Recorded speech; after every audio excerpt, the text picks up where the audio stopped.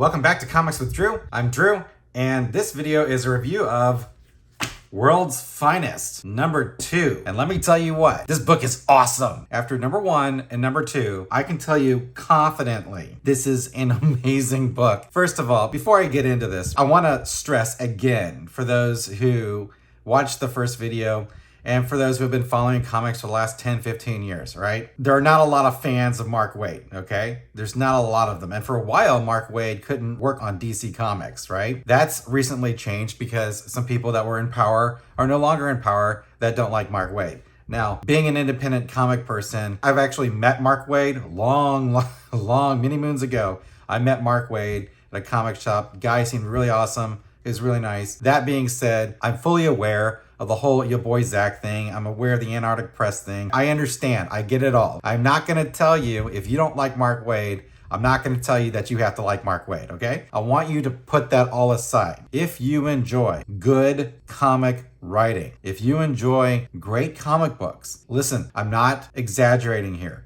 This is an effing amazing comic book. It truly is. If you enjoy just great comics and you want comics just to get back to being comics, you want Superman to be Superman. You want Clark Kent as Superman doing Superman stuff because that's what you're here for. That's your content that you're here for. And you want Bruce Wayne being Batman, being the best Batman that you can possibly be. If you want that, this is the book for you. Mark Waid is just killing it with this book. This is an amazing comic book.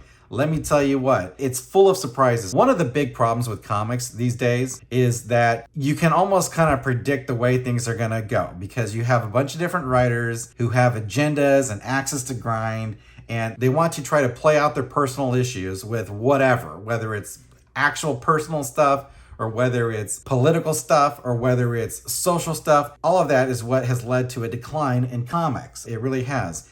But this book with Dan Mora and Bon Villain doing the colors, this is an amazing comic book. I cannot possibly recommend this comic book enough. So what I want you to do is I want you to take a journey with me into the Twilight Zone where comics are still great and people stop acting like middle schoolers and the comics don't have any kind of stupid mission or message that they have to get across. Mark Waid is writing the best comic book you can possibly read right now if you are a Batman or a Superman fan.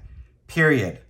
No qualifications. You're doing yourself a disservice if you don't pick up this book. I don't want to say anything about it because I don't want to spoil it for you, but I'm kind of at a loss for words. This is what we've always wanted. When people started getting mad because we started hiring television writers and they all sucked, and you had a bunch of people using comics as a stepping stone to other things, and they didn't care about the lore, they didn't care about the characters, they didn't care about the fans, and they had this attitude of, screw you, I'm awesome, I'm writing a comic book, and I'm going to piss all over your hobbies, and I'm going to insult you. Comics have not been successful in the past decade or so because of this. We don't want people going on social media and trashing fans. We just want good comics. Just a quick synopsis for you on this. It's issue number 2. So the first issue, if you've read it, and if you haven't, I'm going to give it maybe some mild spoilers, okay? So obviously, they meet the Doom Patrol in issue number 1.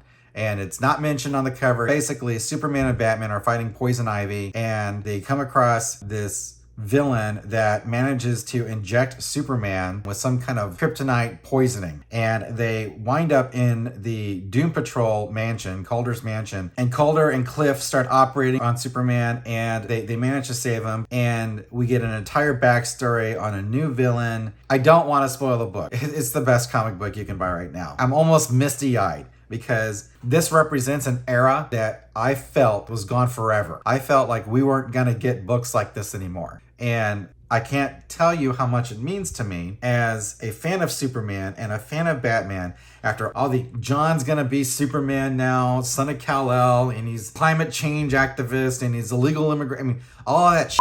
And all of the stuff, you know, with the Tom King run of Batman just seems to be kind of lost and not really focused and killing off Alfred. I thought that a book like this, where we just have an old-fashioned Superman, Batman, awesome adventure with a bunch of different awesome characters making guest appearances. I just thought we'd never see something like this again. And I'm kind of misty-eyed about it. And with Discovery taking over DC now and buying Warner, maybe we'll get more stuff like this. Maybe we'll get stuff where, you can just pick up the book and it's a freaking awesome book, right? You don't have to worry about getting clocked out of nowhere with some stupid political commentary. It is just an amazing book. There is not a better comic book that you can buy that is an ongoing book that I am aware of. This is my favorite book right now. This is Superman. This is how Superman's supposed to look. This is Batman. This is how Batman is supposed to look. There's nothing that I can find wrong with this book.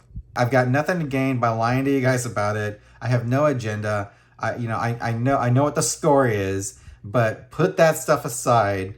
You may not like certain people. You may not think that they're good people, but when it comes down to the skill needed to write things, some people just have that skill. Some people are just really that good. When you put a team on a book like Waid and Mora at the top of their game, you are going to crush this. I can't imagine this not selling tons of copies because it's just so much fun.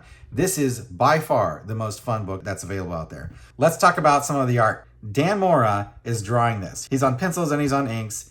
And as you can see, there isn't a better artist that you can find working at DC right now. Look at the shot of Batman and Robin while Calder is working on Superman. Look at that belt. You don't see art like this very often anymore. You don't see this kind of attention to detail. There isn't a better Batman and Robin right now, okay? There just isn't. Furthermore, you're in for a treat when you see a title page that's a 2-page spread.